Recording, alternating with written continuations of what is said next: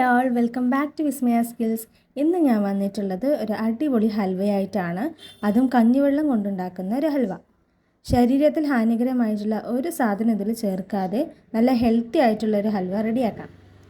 അപ്പോൾ ഹൽവ എങ്ങനെ ഉണ്ടാക്കുന്നതെന്ന് നോക്കിയാലോ. നല്ല അടിക്കട്ടിയുള്ള പാൻ വേണം ഈ ഹൽവ ഉണ്ടാക്കാൻ നമ്മൾ എടുക്കേണ്ടത്. ഇല്ലെങ്കിൽ അടിയിലേക്ക് പിടിക്കാൻ ചാൻസ് ഉണ്ട്. 4 ഗ്ലാസ് കഞ്ഞിവെള്ളം വേണം എടുക്കാൻ. അതും കട്ടിയാണെങ്കിൽ അതിനെ അരിച്ചിട്ട് നമുക്ക് എടുക്കാവുന്നതാണ്. 2 ടേബിൾ സ്പൂൺ കോൺഫ്ലവറിലേക്ക് 2 ടേബിൾ സ്പൂൺ കഞ്ഞിവെള്ളം ഉപയോഗിച്ച് നമുക്ക് മിക്സ് ചെയ്തെടുക്കാം. ഹൈ ഫ്ലെയിമിൽ വെച്ച ശേഷം കഞ്ഞിവെള്ളം നന്നായി ഇതുപോലെ ഒന്ന് ഇളക്കി കൊടുക്കണം. കഞ്ഞിവെള്ളം നല്ലോണം ചൂടായി വന്നിട്ടുണ്ട്. ഇനി നമുക്ക് ആഡ് ചെയ്യാനുള്ളത് ബീറ്റ്റൂട്ടാണ്. ബീറ്റ്റൂട്ട് ഇതുപോലെ നല്ലോണം നൈസായിട്ട് സ്ലൈസ് ചെയ്തിട്ട് മുറിക്കണം. മുറിച്ചതിന് ശേഷം ചൂടായ കഞ്ഞിവെള്ളത്തിലേക്ക് ഇതുപോലെ ഓരോന്നോരോന്നായിട്ട് ഇട്ട് കൊടുക്കണം. നമ്മൾ വേറെ കളറൊന്നും നമ്മൾ ചേർക്കുന്നില്ല, ഈ ബീറ്റ്റൂട്ട് മാത്രമേ ഇട്ട് കൊടുക്കുന്നുള്ളൂ.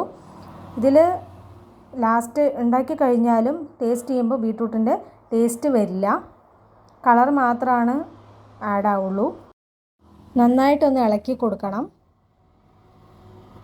തിളയ്ക്കണ വരെ ഇളക്കി കൊടുത്തുകൊണ്ടേയിരിക്കുക. ബീട്രൂട്ടിൻ്റെ കളർ മൊത്തം ആ കഞ്ഞിവെള്ളത്തിലേക്ക് ഇറങ്ങണം, അതിന് വേണ്ടി വെയിറ്റ് ചെയ്യാം. കഞ്ഞിവെള്ളത്തിലേക്ക് ബീട്രൂട്ടിൻ്റെ കളർ നന്നായി ഇറങ്ങിയിട്ടുണ്ട്. ഇപ്പോൾ ഇതാ തിളയ്ക്കാൻ തുടങ്ങിയിട്ടുണ്ട് വെള്ളം.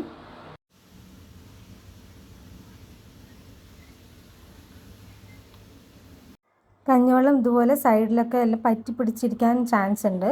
അപ്പോൾ അതിൻ്റെ സൈഡും നമ്മളൊന്ന് ഇളക്കി കൊടുക്കണം.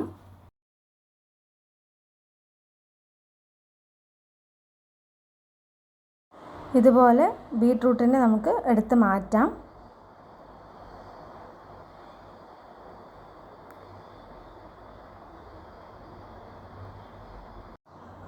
ഇനി ഈ കഞ്ഞിവെള്ളം നമുക്ക് നല്ലോണം തിളപ്പിക്കാൻ വെക്കാം. കഞ്ഞിവെള്ളം നല്ല തിളച്ച് വന്ന ശേഷം 1/2 ഗ്ലാസ് പഞ്ചസാര ഇട്ട് കൊടുക്കണം. അതിനൊപ്പം തന്നെ ബാലൻസ് ചെയ്യാൻ കുറച്ച് ഉപ്പ് ഇട്ട് കൊടുക്കാം. നന്നായിട്ടൊന്ന് ഇളക്കി കൊടുക്കണം.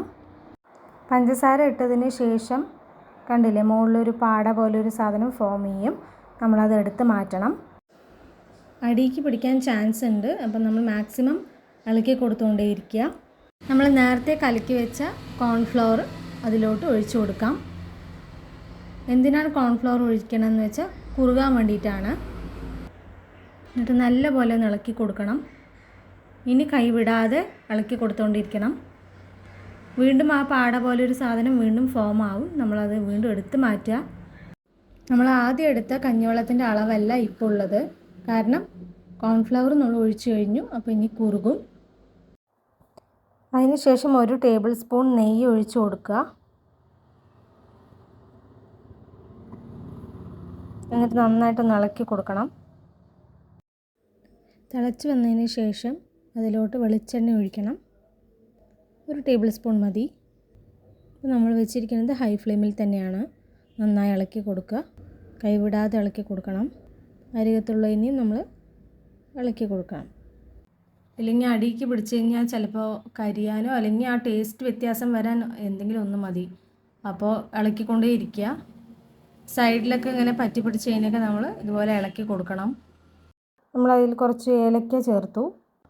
പിന്നെ കുറച്ച് ബദാം ഉണ്ടായിരുന്നു, അതിന് ചെറിയ പീസുകളാക്കി നമുക്ക് അതിൻ്റെ മുകളിൽ ഇട്ട് കൊടുക്കാം. നന്നായിട്ടൊന്ന് ഇളക്കി കൊടുക്കണം. ഹൈ ഫ്ലെയിമിൽ നിന്ന് മാറ്റിയിട്ട് നമുക്ക് സിമ്മിലേക്ക് ആക്കാം. ഇത് നന്നായിട്ടൊന്ന് ഇളക്കി കൊടുക്കണം. ഈ പാനിൽ നിന്ന് വിട്ട് വരുന്ന പോലെ ആയിട്ടുണ്ട്. എണ്ണ തെളിഞ്ഞ് വരണം, അതാണ് അതിൻ്റെ ഒരു പരുവം.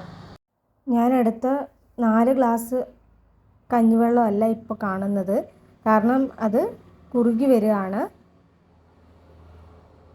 നമ്മൾ ഓരോ തവണ ഇളക്കുന്ന സമയത്ത് നമുക്ക് പാനിൻ്റെ അടിഭാഗം കാണാൻ പറ്റുന്നുണ്ട്. അപ്പോൾ അതിൽ നിന്ന് വിട്ട് വരാനായി എന്നാണ് അതിൻ്റെ പാകം കാണിക്കുന്നത്. വേഗം ആവണമെന്നുണ്ടെങ്കിൽ അതിനനുസരിച്ചിട്ട് നമ്മൾ ഇളക്കി കൊടുക്കുകയും വേണം. ഹൈ ഫ്ലെയിമിൽ വെച്ചാലും കുഴപ്പമൊന്നുമില്ല, നമ്മുടെ ഇഷ്ടം എങ്ങനെയാണെന്ന് വെച്ചാൽ. സിമ്മിലാക്കുകയാണെങ്കിൽ കുറച്ച് സമയം വൈകും. ഹൈ ഫ്ലെയിമിൽ ഇപ്പോഴും ഹൈ ഫ്ലെയിമിൽ വെച്ചിട്ട് നമുക്ക് ചെയ്യാവുന്നതേ ഉള്ളൂ. പാനിൽ നിന്ന് വിട്ട് വരുന്ന ഒരു പാകം ആയിട്ടുണ്ട്. ഇപ്പോൾ തന്നെ നിങ്ങൾക്ക് കാണാമല്ലോ എത്രമാത്രം അത് സ്റ്റിക്കി ആയിട്ടുണ്ടെന്ന്. ഇനി നമുക്ക് ഫ്ലെയിം ഓഫാക്കാം. അതിന് ശേഷം ഒരു കേക്കിൻ്റെ ടിന്നിലോ ഏതിലാന്ന് വെച്ച് കഴിഞ്ഞാൽ നമുക്കതിൽ ജസ്റ്റ് ഒരു എണ്ണ പുരട്ടിയതിന് ശേഷം നമുക്കതിന് ഒഴിച്ചു കൊടുക്കാം. നന്നായി തണുത്ത ശേഷമാണ് ഇങ്ങനെ കിട്ടിയിരിക്കുന്നത്. ഇനി ഇതിനെ നമുക്ക് പീസാക്കി മുറിക്കാം. ഇങ്ങനെയാണ് അതിൻ്റെ പരുവമായിരിക്കുന്നത്. ടേസ്റ്റും നല്ലൊരു ടേസ്റ്റാണ്. നിങ്ങളും വീട്ടിൽ ഇതുപോലെ ട്രൈ ചെയ്യുക. അതുപോലെ അഭിപ്രായങ്ങൾ പറയുക. പുതിയതായിട്ട് ആരെയും കാണുന്നുണ്ടെങ്കിൽ സബ്സ്ക്രൈബ് ചെയ്യണം. അതുപോലെ like, share and comment. Thank you for watching.